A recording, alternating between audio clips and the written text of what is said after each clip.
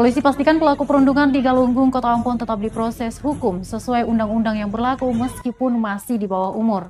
Hal itu diutarakan Kapolsek Sirimau Mustafa Kamal saat ditemui tribunambon.com di Polsek Sirimau, Jalan Slamet Riyadi, Kecamatan Sirimau, Kota Ambon pada Selasa 30 November 2021 kemarin. Dikatakan saat ini ada upaya mediasi tengah dilakukan pihak kepolisian bersama Pusat Pelayanan Terpadu Pemberdayaan Perempuan dan Anak Kota Ambon.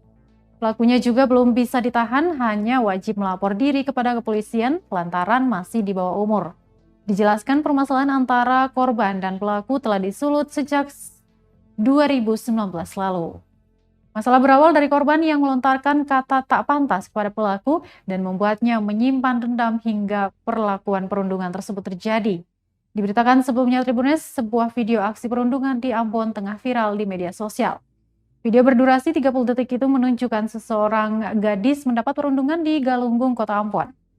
Dia mendapat tindakan kekerasan oleh sekelompok remaja putri yang lain dengan lokasi diketahui berada di area lapangan sepak bola Hatukau, Galunggung, Kecamatan Sirimau, Kota Ambon. Video tersebut viral usai disebarkan melalui sosial media WhatsApp pada Minggu 28 November 2021 malam.